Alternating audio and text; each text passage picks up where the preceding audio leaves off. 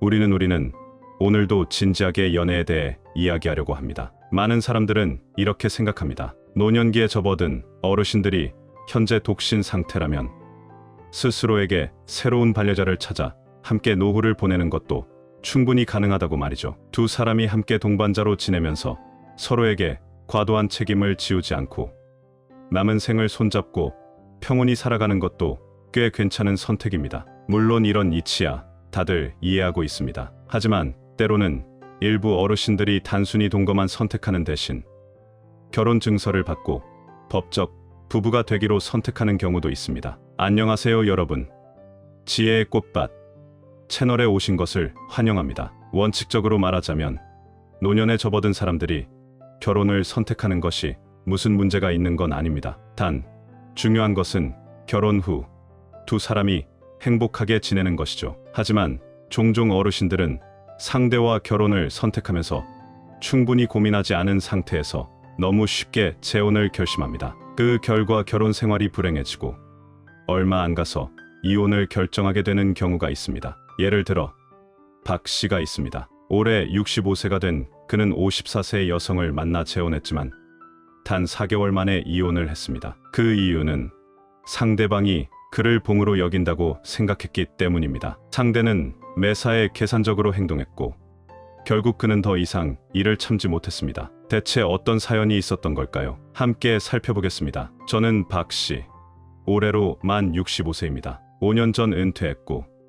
두 자녀는 각자의 행복한 가정을 꾸리고 안정된 삶을 살고 있습니다. 그것만으로도 저는 매우 기쁩니다. 자녀들이 타지에 정착해 있어 평소에는 설 명절 같은 특별한 날 외에는 보기가 어렵습니다. 하지만 그럼에도 저는 그들이 잘 지내는 것을 보고 만족합니다. 그렇지만 옛말에 이르기를 모든 집엔 어려운 사정이 있다고 하지요. 저도 평범한 한 사람으로서 예외일 수는 없습니다. 저와 30년 넘게 함께 살아온 아내는 3년 전에 세상을 떠났습니다. 아내가 떠난 뒤 저는 여러 가지 이유를 고려해서 당장 새로운 반려자를 찾지 않았습니다. 그러다 올해 초 우연한 계기로 54세의 김 씨를 알게 되었습니다. 당시 김 씨는 이혼 후 독신 상태였으며 두 자녀도 각자 가정을 꾸리고 있었습니다. 우리는 2달간 교제하면서 서로 잘 맞는다고 느꼈고 함께 생활하기로 결정했습니다. 처음엔 단순히 동거를 하며 지내려고 했습니다. 서로 간섭 없이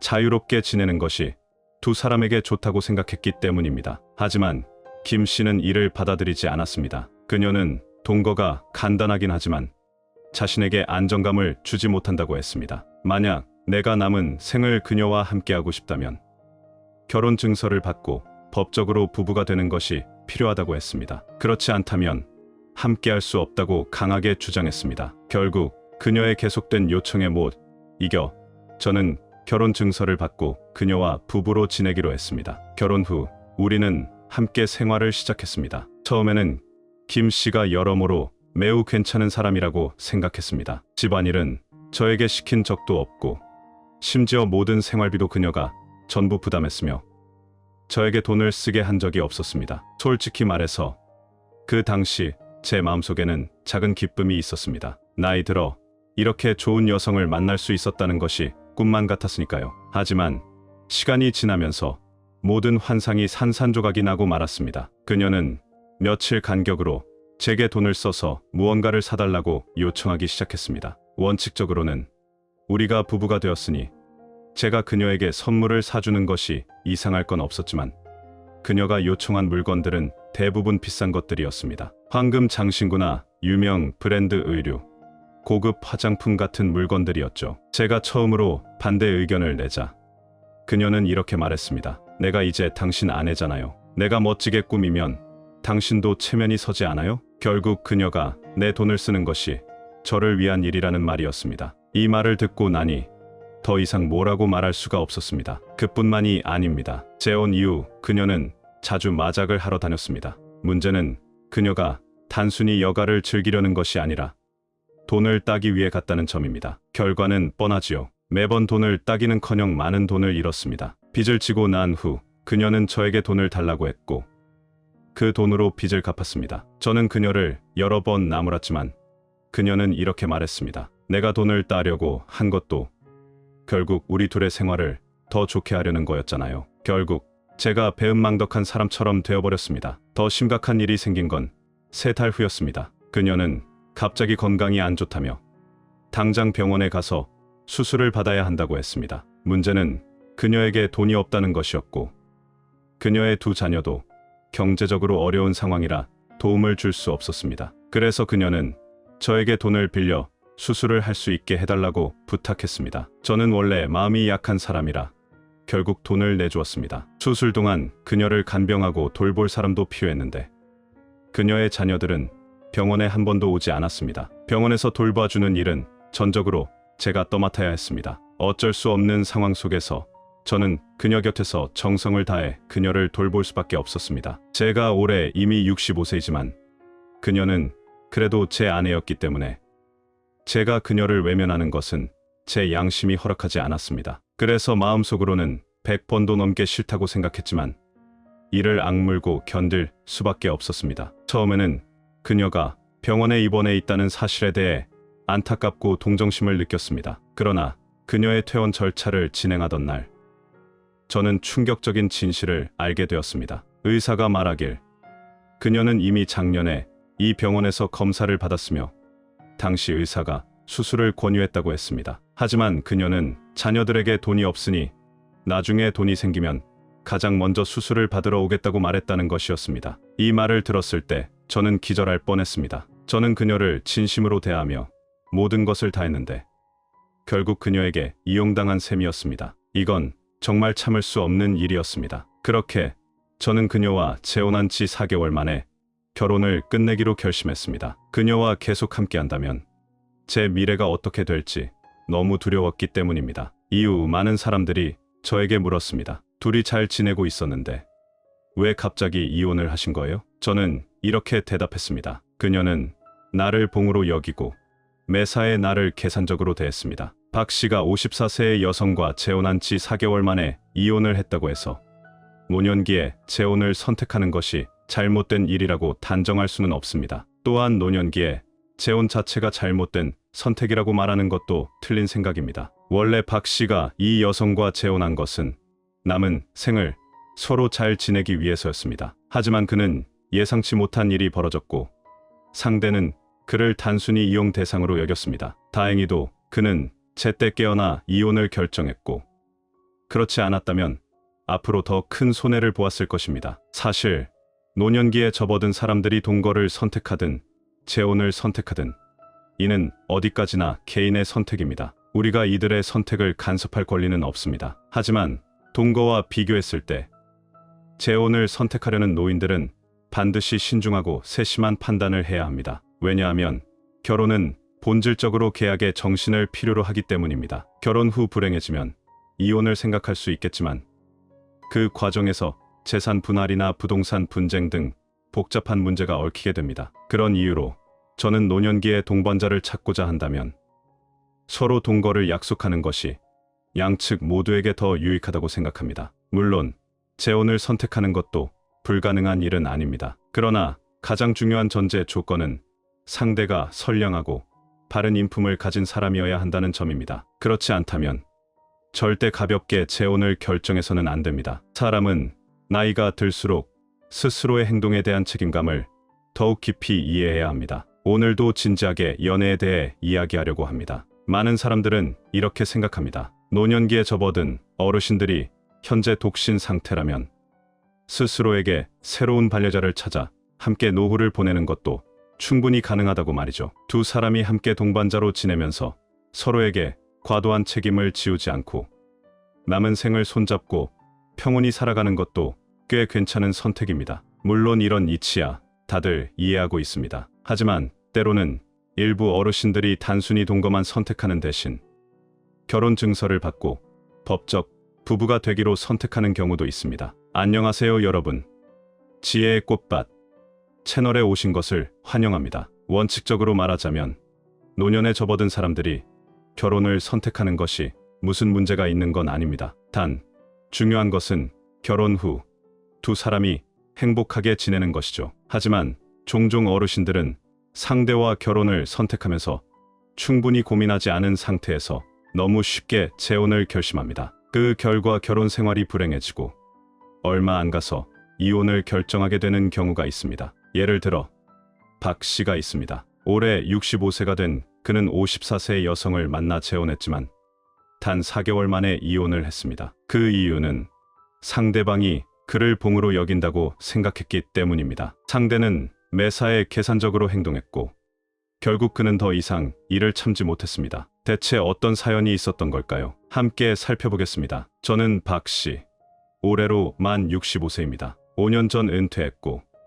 두 자녀는 각자의 행복한 가정을 꾸리고 안정된 삶을 살고 있습니다. 그것만으로도 저는 매우 기쁩니다. 자녀들이 타지에 정착해 있어 평소에는 설 명절 같은 특별한 날 외에는 보기가 어렵습니다. 하지만 그럼에도 저는 그들이 잘 지내는 것을 보고 만족합니다. 그렇지만 옛말에 이르기를 모든 집엔 어려운 사정이 있다고 하지요. 저도 평범한 한 사람으로서 예외일 수는 없습니다. 저와 30년 넘게 함께 살아온 아내는 3년 전에 세상을 떠났습니다. 아내가 떠난 뒤 저는 여러 가지 이유를 고려해서 당장 새로운 반려자를 찾지 않았습니다. 그러다 올해 초 우연한 계기로 54세의 김 씨를 알게 되었습니다. 당시 김 씨는 이혼 후 독신 상태였으며 두 자녀도 각자 가정을 꾸리고 있었습니다. 우리는 2달간 교제하면서 서로 잘 맞는다고 느꼈고 함께 생활하기로 결정했습니다. 처음엔 단순히 동거를 하며 지내려고 했습니다. 서로 간섭 없이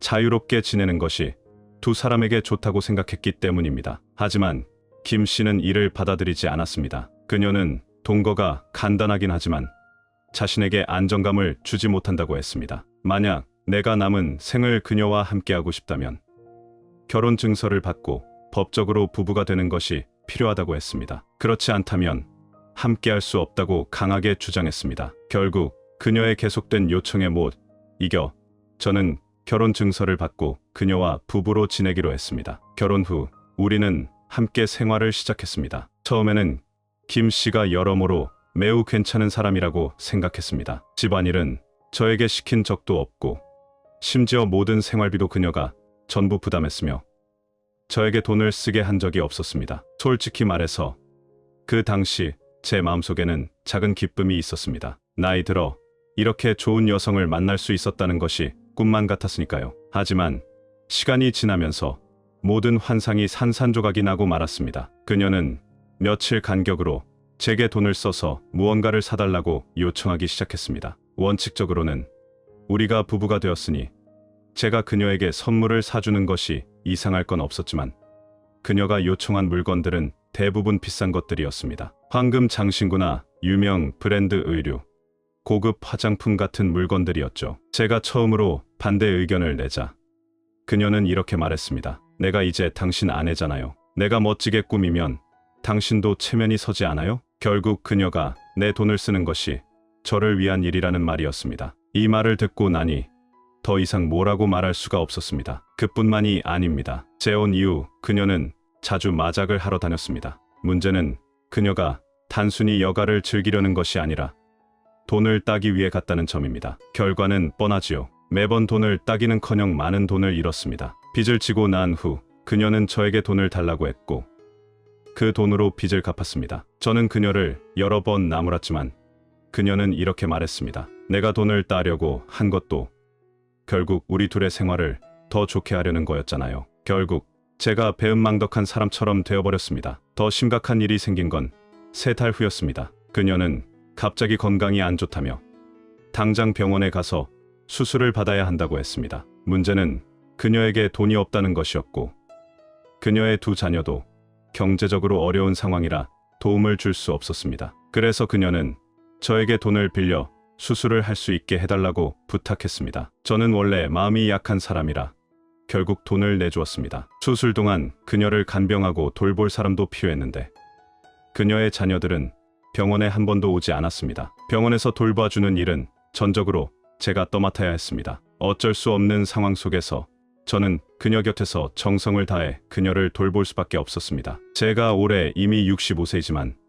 그녀는 그래도 제 아내였기 때문에 제가 그녀를 외면하는 것은 제 양심이 허락하지 않았습니다. 그래서 마음속으로는 100번도 넘게 싫다고 생각했지만 이를 악물고 견딜 수밖에 없었습니다. 처음에는 그녀가 병원에 입원해 있다는 사실에 대해 안타깝고 동정심을 느꼈습니다. 그러나 그녀의 퇴원 절차를 진행하던 날, 저는 충격적인 진실을 알게 되었습니다. 의사가 말하길 그녀는 이미 작년에 이 병원에서 검사를 받았으며 당시 의사가 수술을 권유했다고 했습니다. 하지만 그녀는 자녀들에게 돈이 없으니 나중에 돈이 생기면 가장 먼저 수술을 받으러 오겠다고 말했다는 것이었습니다. 이 말을 들었을 때 저는 기절할 뻔했습니다. 저는 그녀를 진심으로 대하며 모든 것을 다했는데 결국 그녀에게 이용당한 셈이었습니다. 이건 정말 참을 수 없는 일이었습니다. 그렇게 저는 그녀와 재혼한 지 4개월 만에 결혼을 끝내기로 결심했습니다. 그녀와 계속 함께한다면 제 미래가 어떻게 될지 너무 두려웠기 때문입니다. 이후 많은 사람들이 저에게 물었습니다. 둘이 잘 지내고 있었는데 왜 갑자기 이혼을 하신 거예요? 저는 이렇게 대답했습니다. 그녀는 나를 봉으로 여기고 매사에 나를 계산적으로 대했습니다. 박 씨가 54세의 여성과 재혼한 지 4개월 만에 이혼을 했다고 해서 노년기에 재혼을 선택하는 것이 잘못된 일이라고 단정할 수는 없습니다. 또한 노년기에 재혼 자체가 잘못된 선택이라고 말하는 것도 틀린 생각입니다. 원래 박 씨가 이 여성과 재혼한 것은 남은 생을 서로 잘 지내기 위해서였습니다. 하지만 그는 예상치 못한 일이 벌어졌고 상대는 그를 단순히 이용 대상으로 여겼습니다. 다행히도 그는 제때 깨어나 이혼을 결정했고 그렇지 않았다면 앞으로 더 큰 손해를 보았을 것입니다. 사실 노년기에 접어든 사람들이 동거를 선택하든 재혼을 선택하든 이는 어디까지나 개인의 선택입니다.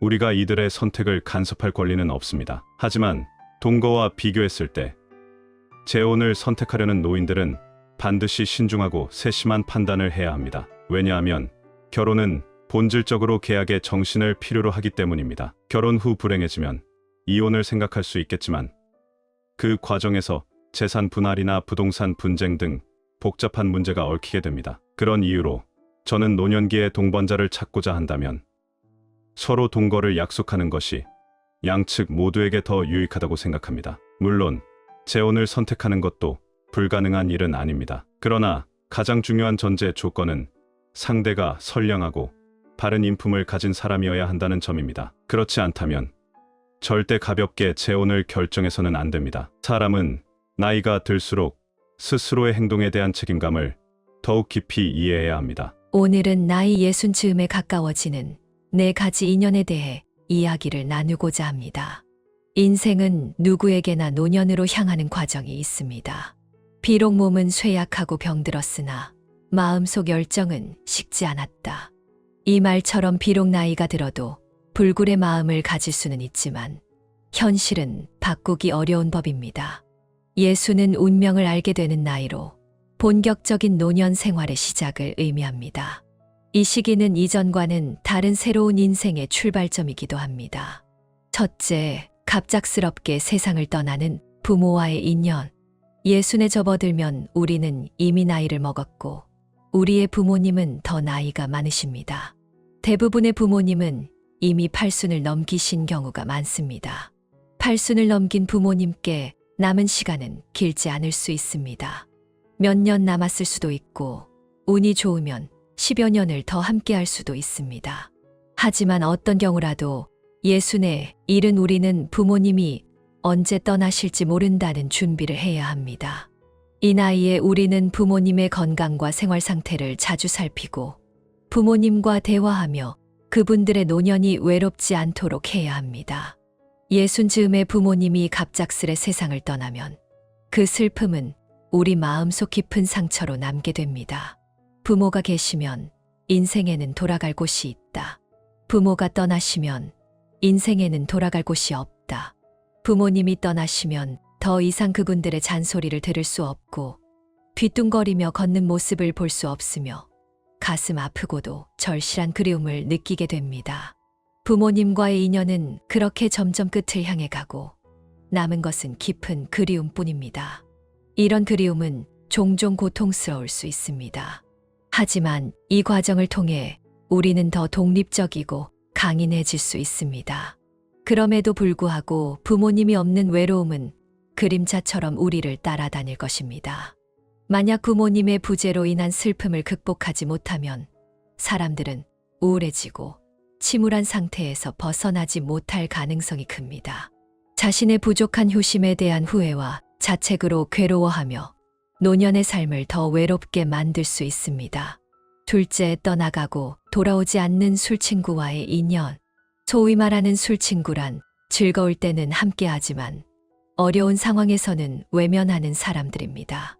예를 들어 민이 출장에서 돌아오자마자 집에 들르지도 않고 짐을 든 채 친구 최와의 술자리에 갔습니다.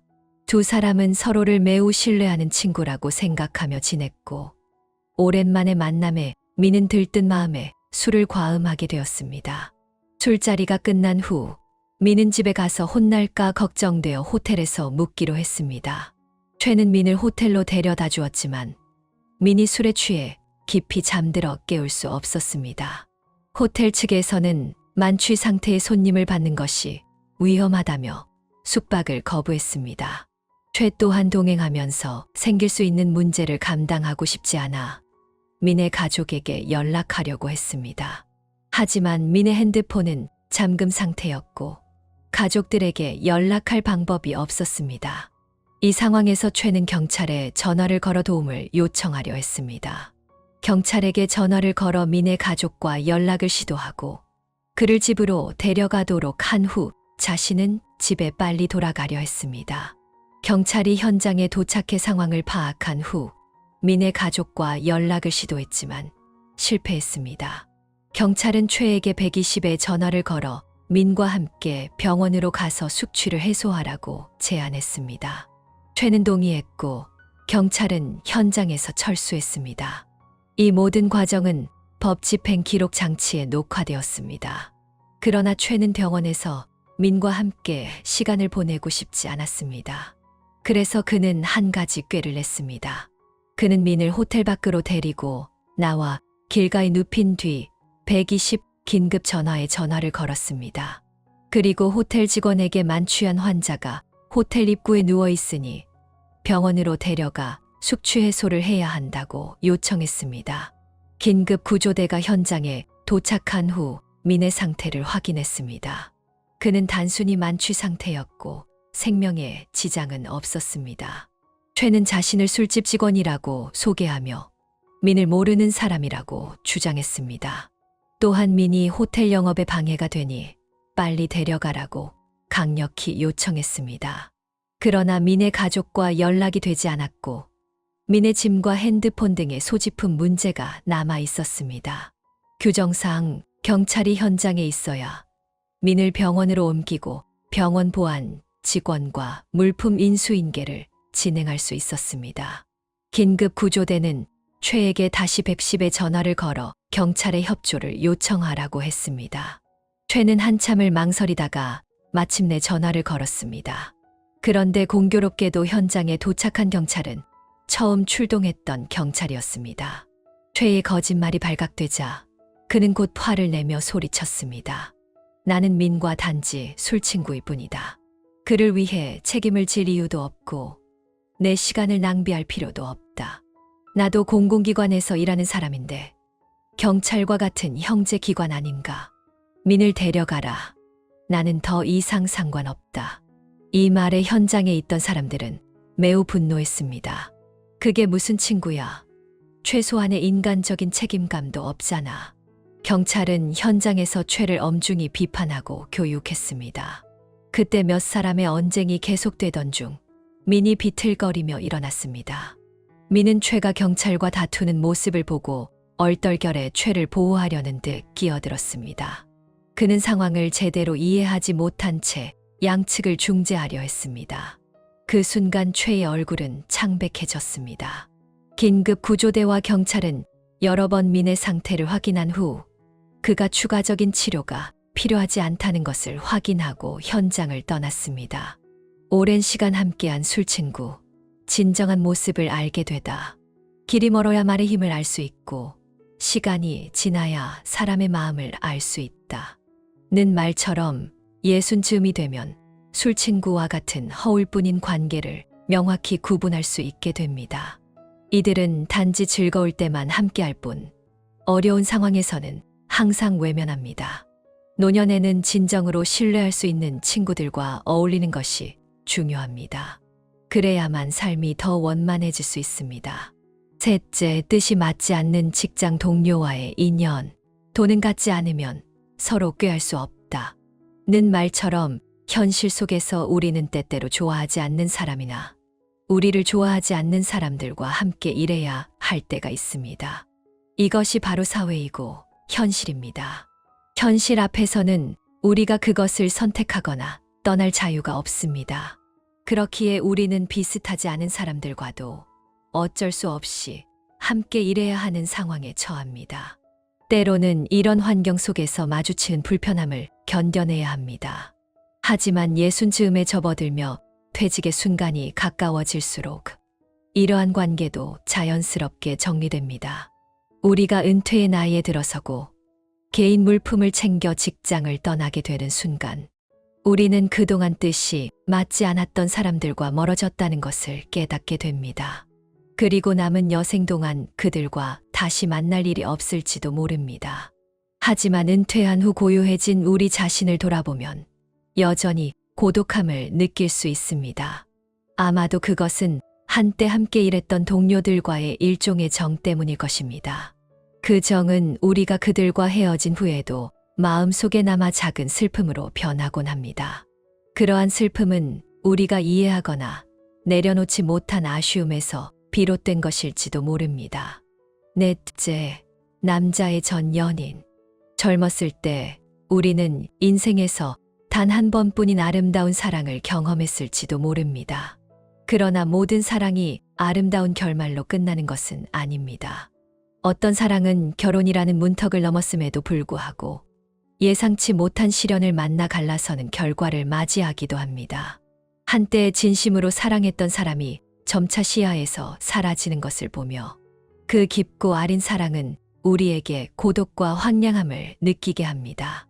그리고 그렇게 함께했던 사람은 우리의 전 연인이 되어 서로의 인생에서 더 이상 마주치지 않는 각자의 길을 걷는 낯선 사람이 됩니다. 예순 즈음에 이르면 우리는 남은 여생 동안 현재의 배우자와 함께 서로를 이해하고 의지하며 백발이 될 때까지 함께하는 삶을 더욱 소중히 여길 필요가 있습니다. 이때 우리가 알아야 할 것은 과거의 전 연인과는 절대로 깨진 인연을 다시 잇는 일이 없을 것이라는 점입니다.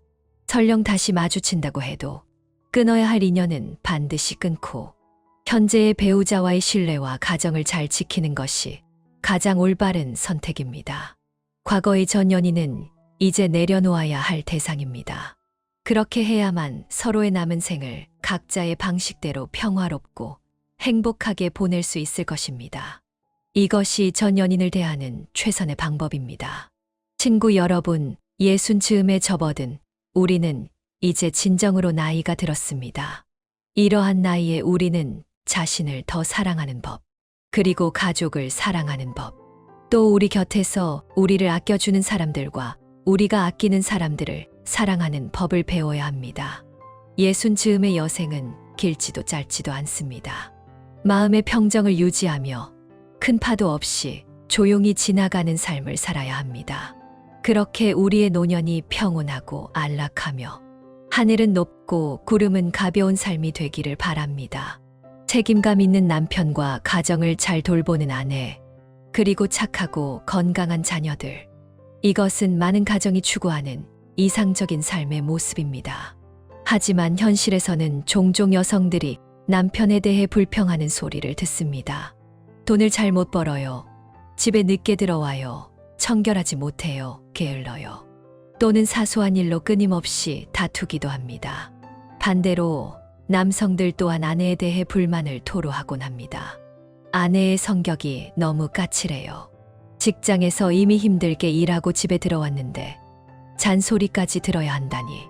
게다가 자녀들이 말을 듣지 않고 반항적이라면 그 가정의 분위기는 매우 무거울 수밖에 없습니다. 저 역시 이러한 가정 문제에 대해 고민하고 혼란스러웠던 적이 있습니다. 부부간의 다툼은 정말로 인연이 끝났다는 뜻일까요? 자녀들의 반항은 정말로 부모의 빚을 갚기 위한 것일까요? 불교에서는 인연에 대해 이렇게 말합니다. 부부는 인연이 없으면 함께하지 못하고 자녀는 부모에게 빚이 없으면 오지 않는다. 인연이란 무엇일까요? 부부가 함께하는 것은 분명 인연이 있어야 가능한 일입니다. 그러나 많은 사람들은 인연이라는 개념을 제대로 이해하지 못합니다. 특히 자녀를 부모에게 빚을 갚기 위해 온 존재로 본다는 말은 쉽게 납득하기 어렵습니다. 사랑스럽고 귀여운 자녀가 어째서 빚을 갚기 위해 태어난 것일까요? 이러한 의문을 해결하기 위해 저는 많은 불교 경전을 찾아보았고 수많은 스승님들께 질문을 드렸습니다.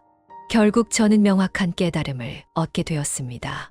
부부는 인연이 없으면 함께하지 못하고 자녀는 빚이 없으면 오지 않는다. 불교에서는 이 말을 다음과 같이 해석합니다. 세상의 모든 것은 인연으로 인해 생겨난다. 불교에서는 모든 것은 인연으로부터 성립된다고 합니다.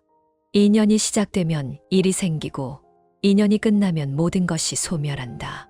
불교에서는 이 세상의 모든 사물은 인연이 모여서 생겨나고 인연이 사라지면 곧 소멸한다고 믿습니다.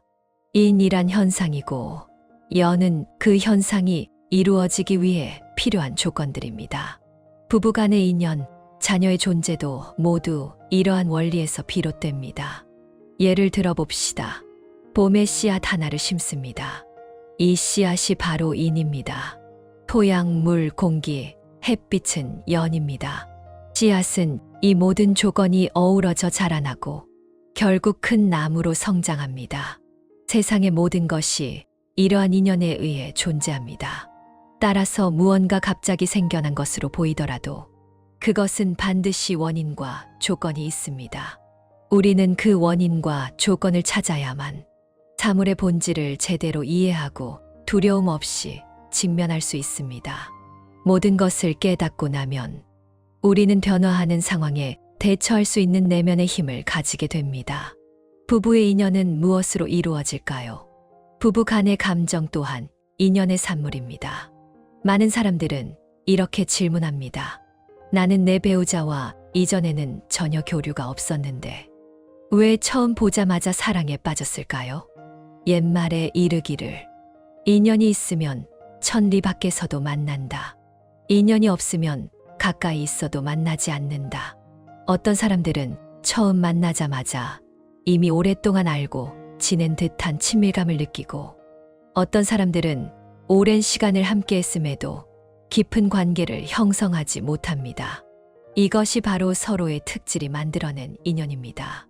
인생 동안 우리는 수많은 사람들과 스치지만 특정한 사람과만 특별한 감정을 느끼는 이유는 무엇일까요? 그것은 바로 상대방의 특질이 우리를 끌어당기기 때문입니다. 예를 들어 온화하고 점잖은 사람은 다른 사람에게 깊은 인상을 남기고 어머니의 사랑을 결핍한 사람은 따뜻하고 배려 깊은 여성에게 자연스럽게 끌립니다. 또한 시와 노래를 사랑하는 사람은 이에 대한 깊은 이해를 가진 사람에게 마음이 끌릴 수 있습니다. 사람이 처음 만난 지 얼마 되지 않아 누군가를 좋아하게 되는 데에는 다양한 이유가 있습니다. 겉으로 보기에는 우연히 생긴 인연 같지만 사실 그것은 우리의 삶과 성장 과정에서 만들어진 다양한 원인들이 결합된 결과입니다. 많은 사람들은 만남이 단순한 우연이라고 생각합니다. 하지만 인생에서 우리는 무수히 많은 사람들과 스쳐 지나가면서도 몇몇 사람들만이 우리에게 이 만남은 인연이다라고 느끼게 합니다. 평생 단 한 명의 사람만이 우리의 삶을 온전히 맡길 수 있는 대상이 됩니다. 그렇기에 이러한 우연 속에는 필연적인 요소가 존재합니다. 만남은 우연한 사건처럼 보이지만 결국 부부의 결합은 인연이 만들어낸 결과입니다. 이 인연을 유지하고 발전시키기 위해서는 양쪽 모두의 노력이 필요합니다. 때로는 부부 사이에 갈등이 생기고 언젠 끝에 이혼을 요구하는 경우도 있습니다. 하지만 두 사람이 광활한 세상 속에서 함께할 수 있었다는 것 자체가 큰 인연입니다. 따라서 서로를 이해하고 서로를 포용할 때만이 부부는 행복하고 화목한 가정을 이룰 수 있습니다. 셋째, 자녀는 부모에게 빚이 없으면 오지 않는다. 어떤 자녀는 건강하고 효도하며 부모가 걱정하지 않아도 되는 삶을 살아갑니다. 오히려 부모를 도와주고 부모의 근심을 덜어주는 자녀도 있습니다. 이런 자녀를 둔 가정을 보면 사람들은 흔히 이렇게 말합니다. 당신의 자녀는 이번 생에 부모의 빚을 갚으러 온 것 같군요. 반면 어떤 자녀는 부모에게 불효하고 가족에게 끊임없이 문제를 일으킵니다. 부모는 자녀를 위해 애를 쓰지만 그들은 감사할 줄 모르고 더욱 심각한 문제를 일으키며 불효를 반복합니다. 이럴 때 주변 사람들은 이렇게 말합니다. 부모가 자녀에게 빚을 졌으니 자녀가 그 빚을 갚으라고 요구하는 거죠. 그렇다면 이 빚은 어떻게 생기는 걸까요? 앞서 말했듯이 모든 것은 인연과 조건의 결합으로 이루어집니다. 이 빚도 예외는 아닙니다. 속담에 이르길, 좋은 가정교육은 성공적인 자녀를 만든다. 실패한 가정교육은 문제아를 만든다. 사실 모든 사람의 품성과 능력은 그가 받은 가정교육과 밀접하게 연관되어 있습니다. 부모는 자녀의 첫 번째 스승이며 자녀에게 있어 본보기가 되는 존재입니다. 자녀는 태어나자마자 부모와 함께하기 때문에 부모의 언행과 사고방식에 자연스럽게 영향을 받습니다. 이 때문에 부모의 자녀 교육은 매우 중요한 역할을 합니다.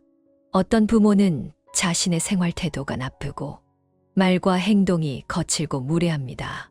그렇다면 자녀도 그러한 영향을 받고 비슷한 행동을 하게 될 것입니다.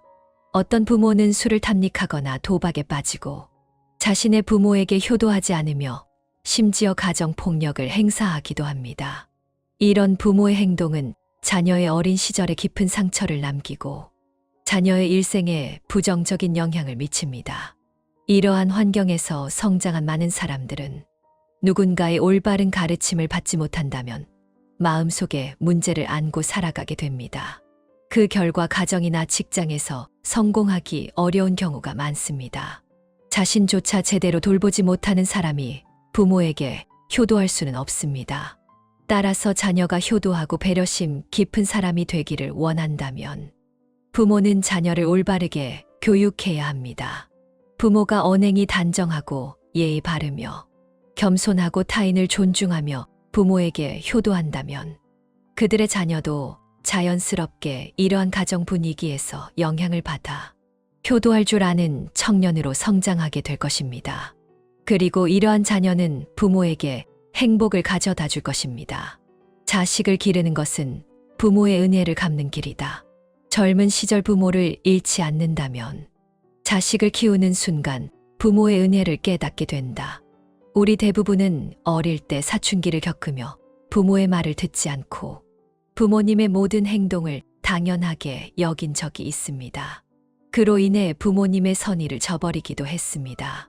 그러나 우리가 부모가 되어 자식을 낳고 나서야 비로소 부모가 된다는 것이 얼마나 힘든 일인지 점점 더 깨닫게 됩니다. 부모님은 10달 동안 아이를 품고 아버지는 가족을 위해 헌신하며 생계를 책임집니다. 아이들이 학교에 다닐 때는 부모님이 걱정하며 애쓰고 결혼할 때는 부모님이 평생 모은 재산을 기꺼이 내어줍니다. 이처럼 부모님은 아이가 태어난 순간부터 마치 멈추지 않는 연구기관처럼 쉼 없이 헌신하십니다. 우리가 부모가 되어 흰머리가 가득한 부모님의 모습, 깊게 팬 주름진 얼굴, 느려진 걸음을 마주할 때 더욱 그들의 노고를 생각하며 그 은혜를 갚아야 한다는 마음이 들게 됩니다. 양은 무릎을 꿇고 어미의 젖을 먹고 오리는 어미에게 먹이를 물어다 줍니다. 자연의 동물조차 부모에게 효도할 줄 아는데 우리가 어찌 부모님께 소홀히 할 수 있겠습니까? 한때 한 네티즌이 작성한 인생 시간표가 많은 사람을 눈물 짓게 했습니다. 가정해 보겠습니다. 1년 동안 자녀가 부모님을 방문할 수 있는 휴가가 단 7일 뿐이라면 하루에 부모님과 함께 할 수 있는 시간은 고작 11시간 정도입니다. 부모님이 지금 60세이고 80세까지 사신다고 가정한다면 자녀가 부모님과 함께 보낼 수 있는 시간은 총 1540시간, 즉 겨우 64일에 불과합니다. 부모님의 연세를 잊지 말아야 합니다. 한편으로는 그들이 건강히 계신 것에 기뻐해야 하고, 다른 한편으로는 그들이 나이가 들고 있음을 걱정해야 합니다. 불교는 효도를 모든 선행의 근본이라고 가르칩니다. 타쉬 대사는 이렇게 말했습니다. 사람이 되는 것이 곧 부처가 되는 것이다. 사람으로서 해야 할 도리를 다하지 못한다면 복된 존재가 될 수 없다. 효도를 다하지 못한다면 삶이 절대로 온전할 수 없습니다. 그러니 부모님이 아직 건강하실 때 효심을 다해야 합니다. 자식을 키우면서 부모님께 효도하지 못한다면 결국 가장 큰 후회와 깊은 슬픔을 남기게 됩니다. 불교는 이렇게 말합니다. 인연이 모이면 생기고, 인연이 흩어지면 사라진다. 인연이 시작되면 태어나고, 인연이 끝나면 소멸한다. 이 세상의 모든 것은 인연으로 인해 생겨납니다. 부부관계, 자녀와의 관계 모두 우리의 일상 속에서 세심하게 관리해야 합니다. 부부는 인연으로 결합되며 이 인연은 서로의 노력으로 유지됩니다. 자녀는 부모에게 빚을 갚으러 온 존재로 그 빚은 부모의 사랑과 교육으로 갚아야 합니다. 우리는 삶의 세부적인 부분을 잘 관리해야 합니다. 부부 사이의 사소한 다툼을 무시하지 말고 서로를 위해 문제의 근본 원인을 찾아 해결해야 합니다. 자녀와의 관계에서도 그들을 사랑하고 교육하는 것에 주의를 기울여야 합니다. 자녀에게 억지로 그들이 싫어하는 일을 강요하지 말고 그들의 생각을 이해하며 사랑과 관심을 느낄 수 있도록 해야 합니다. 그래야 자녀도 부모를 더 잘 이해하고 더 사랑하게 됩니다. 부부는 인연이 없으면 함께하지 못하고 자녀는 빚이 없으면 오지 않는다. 원인이든 인연이든 모두 인과와 관련되어 있습니다. 많은 사람들은 인과 순환을 믿으며 비록 과학이 이를 증명하지는 못하지만 설명할 수 없는 많은 일들이 인과와 인연으로 이해됩니다. 삶 속에서 우리는 이 인연을 소중히 여겨야 합니다. 모든 만남은 인연이고 부부 관계는 더욱 그렇습니다. 우리가 세상의 수많은 사람 중에서 단 한 사람을 만나 평생의 반려자로 선택할 수 있었다는 것은 그 자체로 엄청난 인연입니다. 그러니 이 소중한 인연을 더욱 아끼고 잘 간직해야 합니다. 오늘의 이야기를 시청해 주셔서 감사합니다. 이 이야기가 여러분에게 공감과 깨달음을 주었기를 바랍니다. 아직 구독하지 않으신 분들은 구독 버튼을 눌러주세요. 지혜의 정원은 매일 새로운 글을 전해드리며 여러분이 매일 새로운 깨달음을 얻길 바랍니다. 다음 시간에 다시 만나요.